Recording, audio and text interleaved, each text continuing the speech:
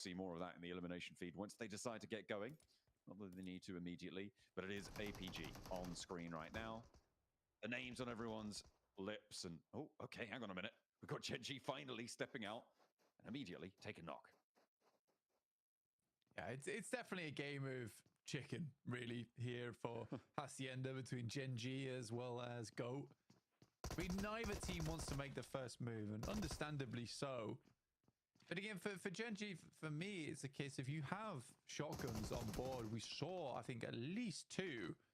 So you want to push the high ground. Satan finding the off angle of Vic is a really big deal. Right now, what they really need to do is get Dammy back up on his feet. And if they can do that, then they can start to play the refrag game. But this is a little bit of a push upstairs. 2 goes down already. I'm glad for it. You know, Go takes the first move and it was necessary. They are going to get that res as well on the sidelines. Picking up those elus, picking up those flushes quick. Not going to save his teammate there. Obviously not able to step around down the staircase.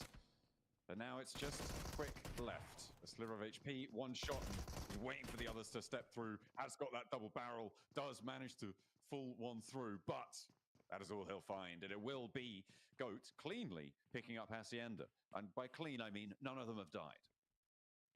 Yeah, again, for Gen.G, as soon as you get that pick off over towards Vic on the outside, that's where you're looking for that res immediately, and then you're pushing the stairs and looking for the refrags by playing the man advantage. It's a confusing one where neither team seem to have all that much confidence, and then Go is pressured by desperation.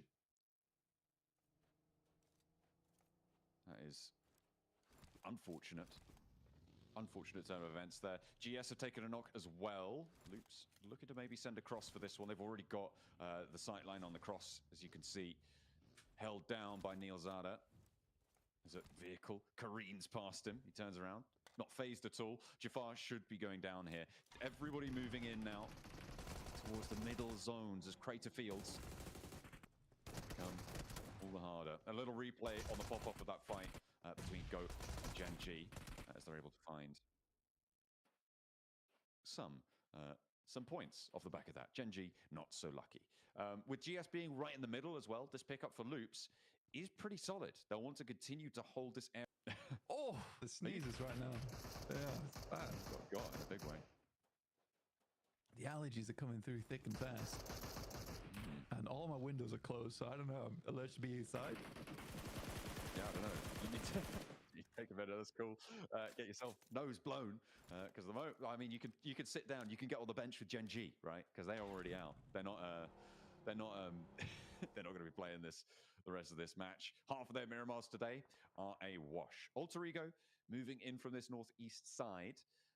Alter Ego with 9Z actually, not too far away. Rosemary jetting out there near Cruz de Valle. The 2 teams in the northeast side very isolated from everyone else. Not impossible that D+ send up the east side all the way to meet them, but they'll have a long way to go to do so. And you hope that they can get on. OG right now, after going down first, or well, in 16th place in the last match, hoping to keep things together a little bit more. And Seven obviously was saying they need to pick up the elims and see if they can actually keep that pressure going, because they've had some good spots, but 6th place, I mean, it's good, but they definitely, it feels like they could be a little bit higher up, maybe neck and neck with Alter Ego. Oh, he's still going. No, that was the last one. I swear, that was the last one. I promise. That was the last one. I don't believe you. Yeah, you probably shouldn't. It's very, very likely another sneeze is coming, just like another chicken dinner from APG is on the way. OG, though, looking to face off versus IC.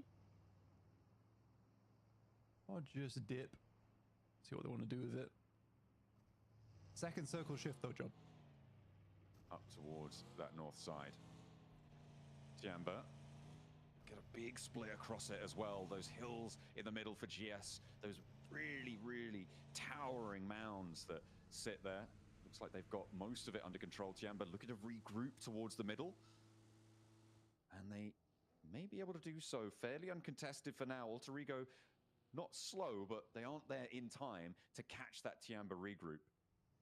Papa Supermassive further on their southeast side. OG now caught in a little bit of a muddle between them, Reject. You got Inner Circle as well. potential for loops to get involved from up front. It could get real mucky as APG sit behind all of it. And if their last game's ready to go by, that is a very dangerous place to sit between APG and a good game. Exactly, you are the wall in the path, and right now APG is looking like they've just been smashing boundaries all over the place. A lot of high ground in this next circle though, Jump. With GS currently holding over towards Credit Fields on that side. You have water treatment, which most teams are avoiding like the plague right now. No one really wants to be playing on that low ground unless it's necessary. I like where Alter Ego's looking to end up though. This high ground on the northeast, that's where they're passing through, is the roads on the north side, and they're looking to head down towards the south.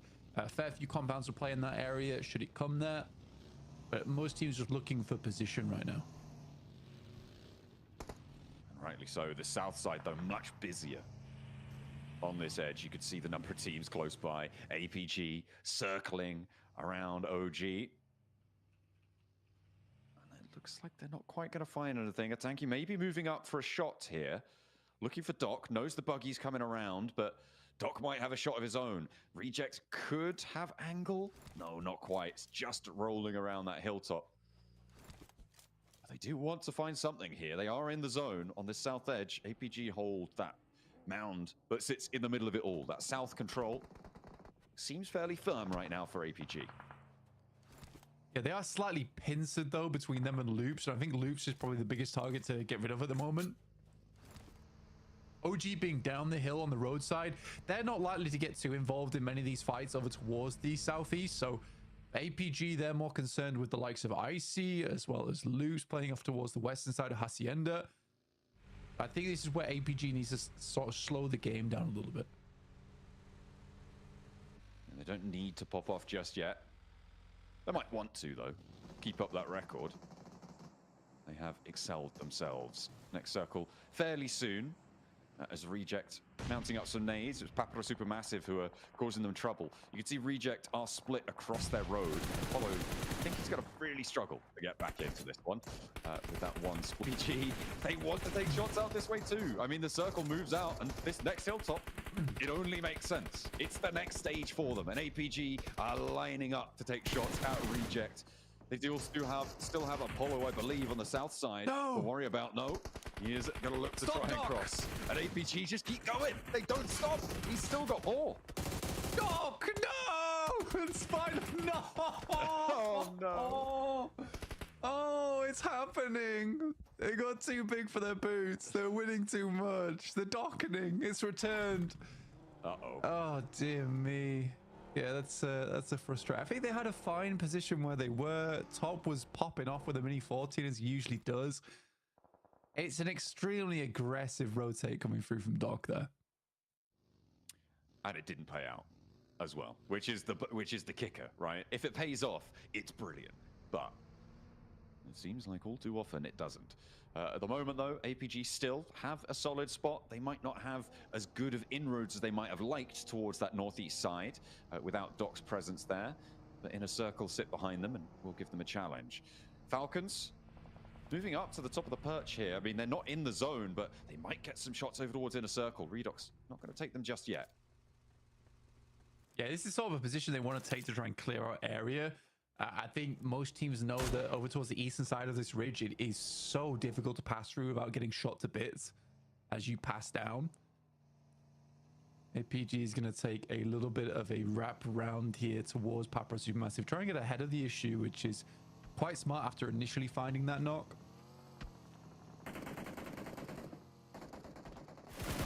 Across. Oh, no. Oh, dear. A second player down. And maybe we are witnessing something marvelous, something miraculous. The lobby is defeating APG. Zioldo with a challenge to Apollo, but he's good for one. Reefus now has to try and find him, but Apollo holds on a 1v2, and APG fall. Blank. The Giants have been slain. They flew too close to the sun, and Apollo burned them alive. I mean, it all starts with the dockening. And it's frustrating to look at, to say the least. Did not need to make that play. it kind of throws everything else into disarray around APG. They've already done good so far with the amount of points they've been able to put up today. I think you're going to be afforded a little bit of a bad game at this point. Let's be quite frank about it. But still, it's one of those situations where we're going back to bad habits. Circle breaks out to the east side, and I mean, it's not particular. I mean, it's pretty good for D+, I think. They might actually be able to survive for quite a while in this position on the east. It's going to be very difficult for teams to make their way across there, right? There's not too many avenues of approach. Maybe 9Z could challenge on that eastern side. I don't think it's a winning position, but I think it's a solid one for D+. I think APG are gone, right? They are not alive. Yeah, okay, fair enough. Yeah. Falcons, they are looking to try and crash down. Ralph is already there. Navallo leaning out the window. Redox as well. There's Alter Ego need to hold, but they are split blank. They just don't have as much power as they like. Rosemary, though, is able to do one, and the second as well is good for Alva. Snake chiming in. The Falcons can't fly on through, and they are down as well. Yeah, Falcons struggling there. GS looking to move on over. The D+ is very much a bit of a survival location for them right now, hiding out over on the east. There's not a lot of sidelines that they can take from that position, so they're hoping to hit everyone pretty hard with a 4-man squad towards the end game. Definitely want to see more action out of D+, though, because I think as a full 4-man squad, they have been a little bit lacking in that regard.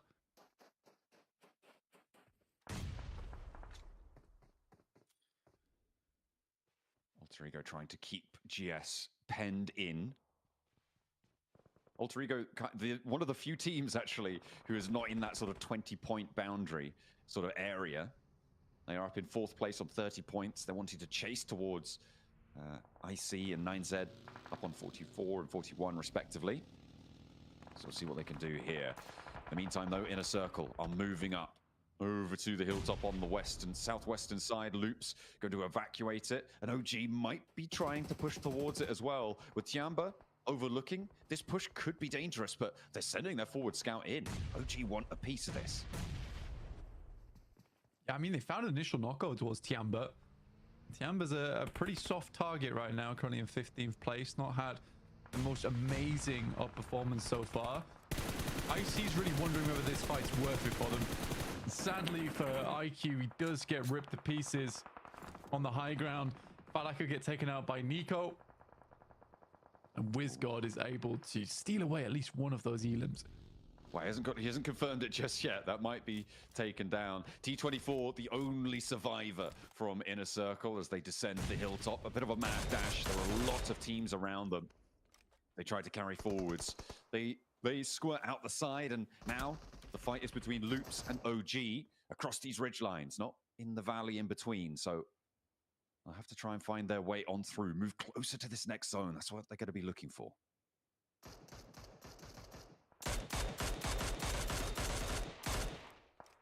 Alter Ego playing in pretty slow right now. They do have to deal with GS, who is on their western side, down to 3 players currently. Rosemary, as well as Alva, holding that angle off. OG right in front of Loops, and pretty sure Loops have a good idea of where they're playing. This lineup across the ridge, though, does give them a lot of playing power from this spot.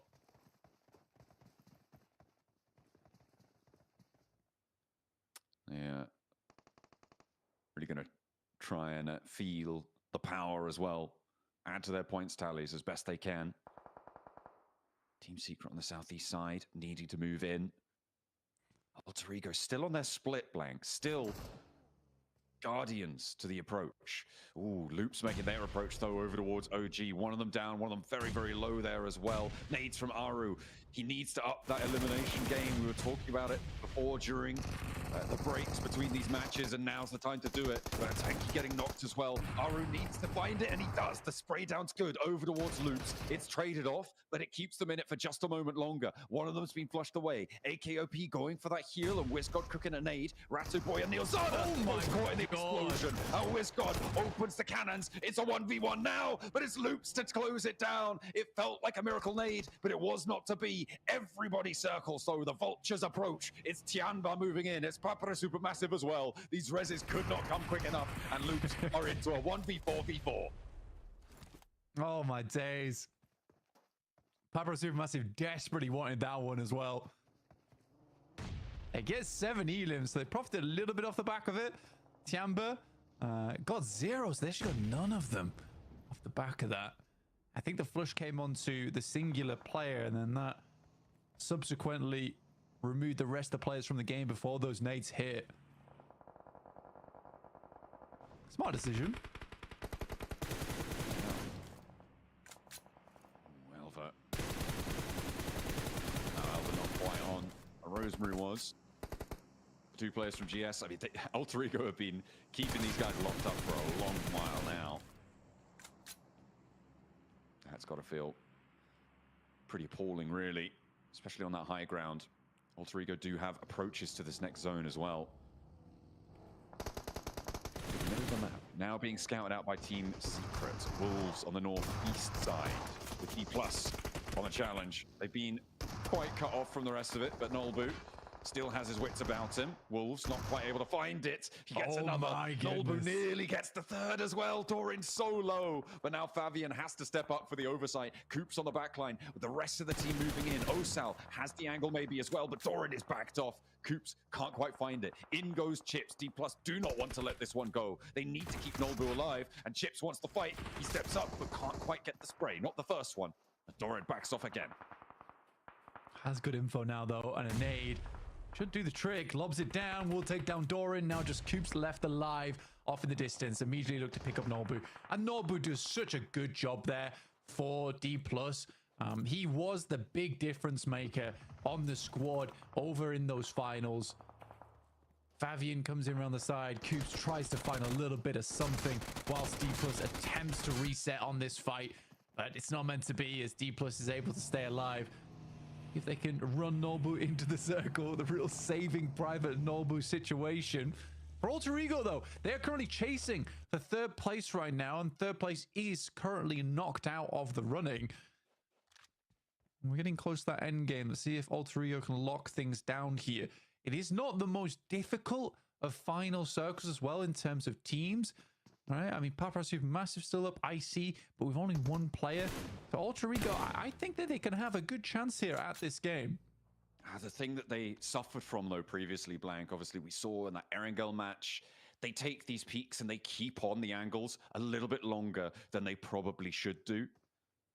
And that has been their kryptonite in today's matches so far. Maybe they'll find some discipline moving forwards. They have moved down that hill. But when the rear guard moves in as well, they'll lose sight lines over towards Goat. And that might allow Goat to flex out, maybe take a peek over towards them. Not to mention, this crash is going to be dangerous, and already some damage is tagged on, more than that too. That is going to be a hard move down. D+ trying to reposition out wide again against the last player from Inner Circle on the east side. Only 1 player taking those sprays. But that's what we were looking for. Alter Ego going down. I mean, 1 player on the back end. I mean, should be able to res him back up. Go now need to deal with the player from GS. Icon swinging around the side, flying through the air with a shotgun in hand, but it's not enough. That will give time for Alter Ego to res back up and attempt to regroup with the rest of the team. But Twix is not having any of it as he snaps straight back over towards them. Immediately. Ooh, Alpha goes down as well. That is traded off. But yeah. Rosemary falls. This is a straight up bloodbath on the northern side. Goat taking the shots. This descent down the hill, it's just not working out. Alter Ego lose 2. They could not get Rosemary and Alva back into the fight, so it's all up to Snape and Krypton. It's not looking quite as good as it once did, Blank. That regroup really suffered. It's the regroup. It's the regroup is just not gonna. I mean, you're coming into stage 6 and you're still playing this 2-2 split here. It's what it is it isn't actually. It's not that the players are silly or dumb and they don't know to do this. It's just greedy play. All the players here are all phenomenal at PUBG Mobile. That is just greed. It's 100% greed. And Alter Ego could have way more points on their hands. And like, it's such a promising Indonesian team. I don't think you should be being greedy at this stage of the tournament format here in PUBG Mobile right at the end of the year. They need to learn to fall back on one another, and soon. D+ have complete oversight of what's going on here. They were waiting for him to step out. I think it might be a point denial for T24. Don't know if he got that one started in time to be able to out-heal. Oh, he does. He's got 3 more. And he's going to have to run quite far. He has to set out now and just go for a mad sprint. But D+, they're not going to be forced off their angle. Yeah, this is going to be point denial. Just try and stay alive as long as possible.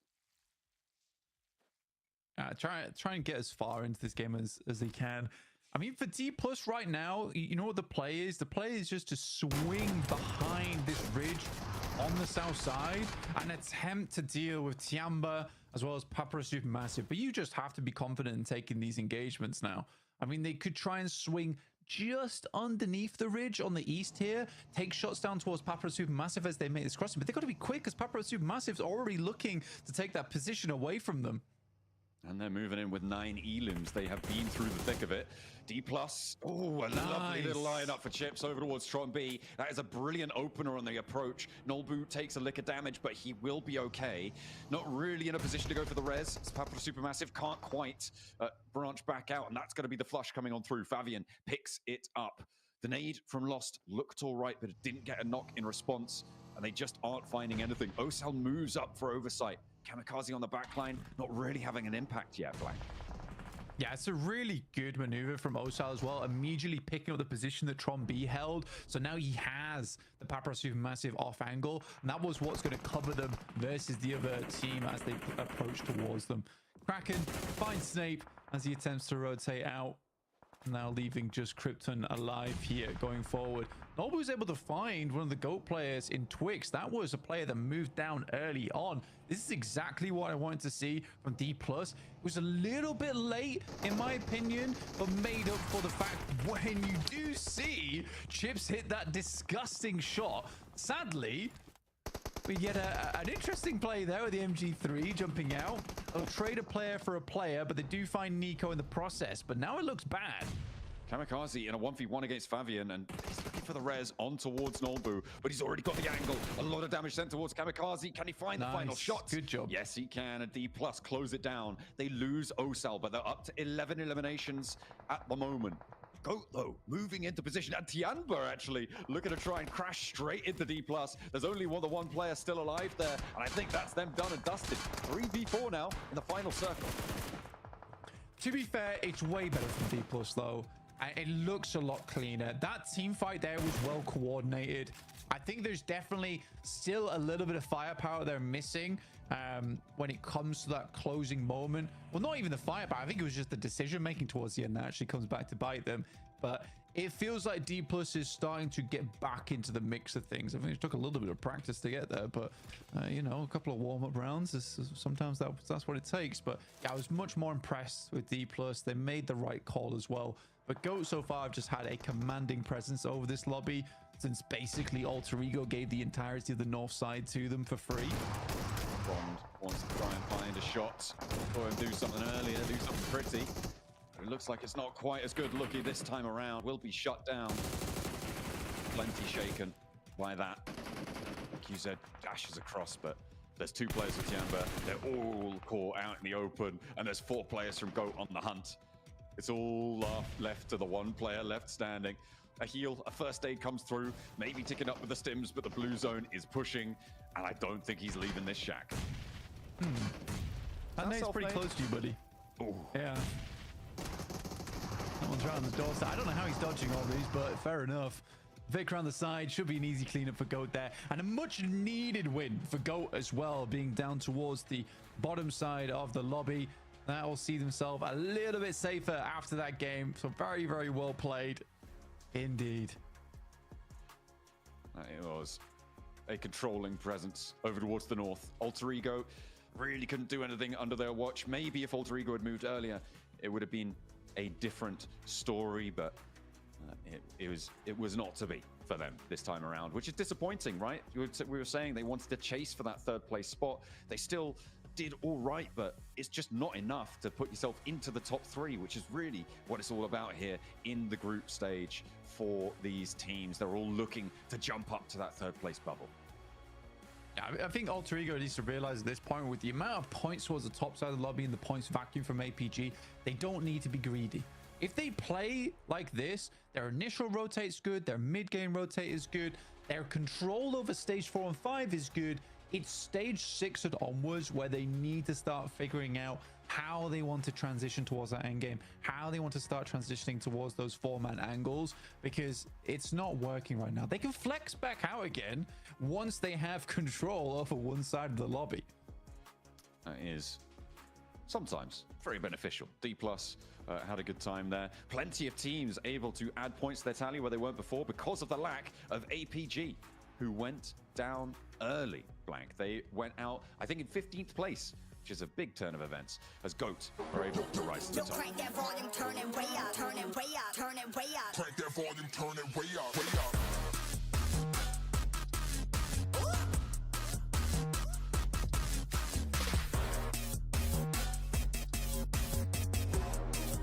Crank that volume, turn it way up, way up.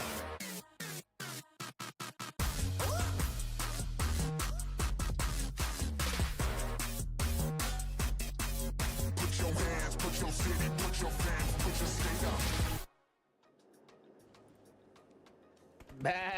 Go get the chicken dinner in that one, and they definitely needed it here, Neptune. They were all the way down in 12th place with 16 points. They couldn't have got this chicken at a better time. What do you think about that?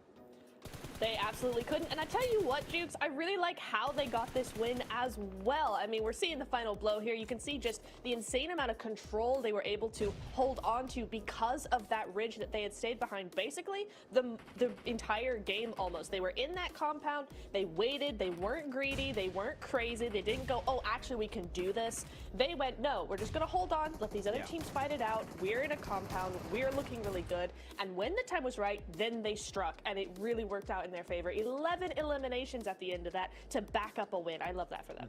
You can just see them rubbing their hands together at the end, just like, yes, fight, give us a free win this Miramar game. And exactly as you said, right, they just wait for the fight to happen and break out, and then they just pick up the pieces and get an easy elimination and wrap up for the win and get the chicken dinner. Though I do have to say, they still got a very high elimination count, so that position they held from like very early until the later stages of this game, they were zoning proactively.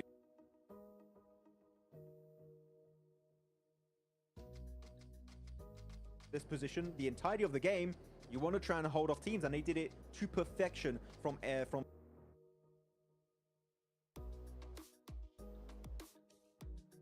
know who was going to win it because of that last and final circle. One thing I did notice here, especially in Miramar, is if you get into a fight early, you're going to get punished. We saw third parties happen like crazy here in this one. The whole game started out with Alpha Gaming going out a little early here, so that was a change of pace from what we've seen so far. But then we saw Loops go versus OG Max, and as soon as that fight started to ring out, two different teams came to third party out real quick. Was Tianba and Papada Supermassive to shut them down, right?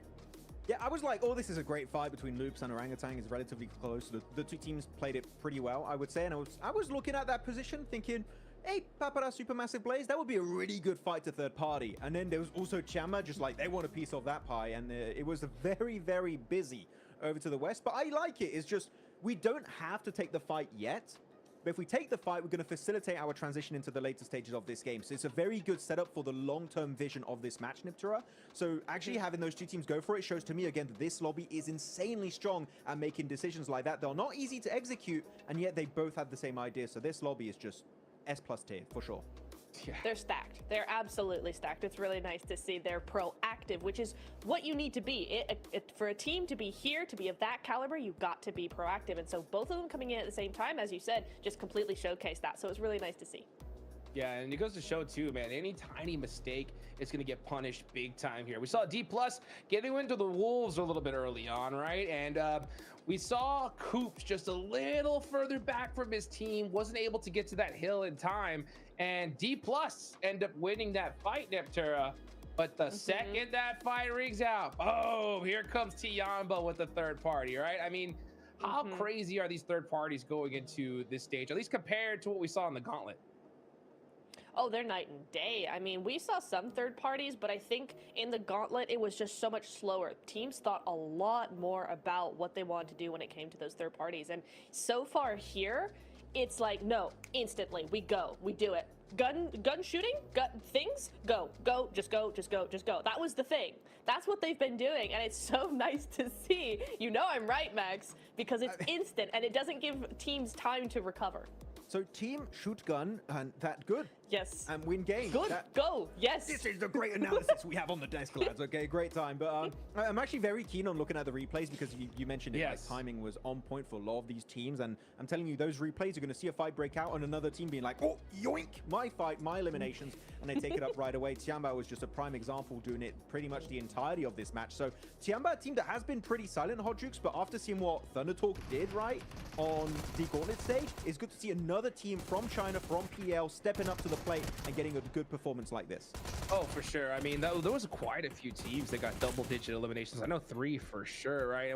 And Tiamba just definitely proved in this match, at least when it comes to Miramar, like if they're anywhere near you and they hear that fight going, they're coming for that third party. And that's what's so good, right? It's like day one is always a little bit of a wild card because you don't know exactly just how these teams are going to play out. I think pretty much before the day started, Max, we were kind of talking to each other, being like, hey, who's going to end up top 3 here? And I think with how we saw the gauntlet go down, we were like, I'm not too sure. We saw teams do things differently, right? What do you think, what really stood out different from the squads coming into here to this stage and like just playing differently overall? I don't know if Nitro would agree with me, but speed of rotation, man. The teams are so quick to take in pivotal POIs in these games instantly. And not only that, also we just saw in this match, third parties, they're so quick, teams are so aggressive and yet so focused on getting good positions under control early on. For me, that's what stands out from Gauntlet now going into this stage significantly. That would be the thing that stands out to me. Would you agree, Nep? Yeah, I think so. It's definitely something I would agree with you on because it is right that the rotations are just so much more instant and the players themselves are also really, really mobile, individually speaking. For sure. I'll tell you what, you got to get moving real quickly here as we could take a look at the team stats here for GOAT. Hey, pretty spread out overall, right? You got 2 players there with 4 eliminations. You get Kraken with 3. So a good even play style from these teams here, Max. Very nice across the board for these players. Vic maybe getting a little bit less presence done in this games, but still getting 400 damage. Nothing to be sniffed at just yet. Definitely some good presence on the battleground. And I like how Twix was the man who constantly was going forward, trying to set up his team for success. He would get knocked every once in a while, especially on that final push near D+, Tiamba, and Papara Supermassive Blaze. But he is also a really safe position that even if he does slightly overpeak and gets punished for it, guess what? Teammates just behind him. That's an easy res for him, and they're going to get back as a 4-man team. So GOAT, no, definitely, I would say the perfect mix of an aggressive team, yet passive. They were just in the right spot to make sure they had presence in this lobby, but not too much presence to the point where they would get instantly punished if they go a bit too hard in a specific engagement. That's what it's all about right here. I was kind of thinking about the drop locations, right? When it comes to this match in particular, I was looking up to La Correria. I thought we were going to possibly see APG go up there, but no, they end up going to their main drop down there in Chumacera. But it doesn't look like OG. I mean, OG has a bunch of different drop locations here in this one, right? What do you think about the different drops here? Did any team in particular really stand out to you, like going somewhere differently, Max? Somewhat differently, no. I don't really have a big standout thing. Actually, when it comes to drops and how they rotated, I was really happy with Wolves, right? They were going for big Western rotate, trying to wrap around El Bodzo / Crater Fields. Didn't quite work out in the end for them. But we did have one hot drop, and that was between GOAT and Genji, right, in Hacienda del Patron. That's a fight that did happen. I know, Niptro, you were quite keen on talking about that fight. The Genji lose, and then the team that wins that fight takes the entirety of the match for GOAT. So that was a massive early engagement that actually was so important. Yeah, and it's not a hot drop that we were expecting either. So it kind of, unfortunately for every other hot drop out there, it kind of solidifies why hot drops can be impactful, because if you get a big boost of momentum from that first elimination, from that first team wipe, you can go on to win the game and just build off of that. So it worked out for them this time. I do not recommend it for other teams, because we've seen it go wrong much more often than it goes right. But for GOAT, this time it did work out, and Twix gets 4 eliminations, 600 damage off of that. Looking very good, and he's the MVP, so big GG to Twix. Yeah, that's what I was trying to kind of like hint towards right here, because you know we saw the graphic of where these guys could go and end up, right? One, we thought Goat could have gone to El Pozo, they could have gone down south, just north of Bartona, but instead they do that hot drop. So I wonder if that was a play from them, Neptura, right, to try and bounce back and get some points here, because they definitely needed it. Oh, absolutely. And I think especially with GOAT in the past being an aggressive team, that if they feel they've not been able to get those early fights or even just those mid-game fights, they've been going out too early for them to really do anything, it would probably help their mentality a lot just to force the fight, force the issue, because they know they can win. And they go, actually, we can do this. Let's just do it, get it out of the way, and start building from there. I find it funny looking at the leaderboards, by the way, how APG, they had such a big point lead. They're like, oh, we can have one bad game. It's fine. Still first place. Still a massive point lead. Or like 25 plus points from APG. That was just such a good day from this team. Though in a circle, I'm looking. Sure, they got themselves a win, right? And you got 13 placement points, Hot Jukes. That scares me a little bit, because otherwise, outside of that one win, the placement points are not coming in. You need to see more consistency from the lads if you want to make sure you're going to remain in top 3 for the long term. Yeah, because I mean, we just see like all these teams have that pop-off ability, right? GOAT in particular, this team prior to this match, they were in 12th place with 16 points, right? That game alone, Neptura, jumps them all the way to 5th, right? So now they are right within that range for that top 3 position. I mean, yeah, APG has a good little point sponge, right? They got a little gap, but from there on, it's for the taking. Oh, absolutely. I mean, we've been so focused on the big heavy hitters so far in this game, right? The top 3 top 3 teams, rather. We've been looking at them and talking about them again and again. It almost makes it feel like the rest of the lobby can catch up, but GOAT is the exact example of actually the rest of the lobby has much more to play for. They've got, it's just the beginning. Only 5 games are done. We got 2 more days after today. There is so much they can do. The leaderboards are still so close. Is APG running away with it? A little bit, yes. But for the rest of the lobby, there's still a lot of danger zones. A little bit, she says. Yeah. A little bit. Listen, it's first day, There's okay? 5 danger zones. Yeah, there's 5 in particular, right? You're at that bottom 5. You're going home after this one. And honestly, like, I'm pretty surprised at some of the teams we're seeing here all the way down there, right? Tayanba were really good in this match with those third parties. They're currently sitting on that last spot to go home, right? 12th place. That's a place you do not want to be in, right? Another team in particular, right? I'm really surprised by is Team Reject. Seeing them all the way at the bottom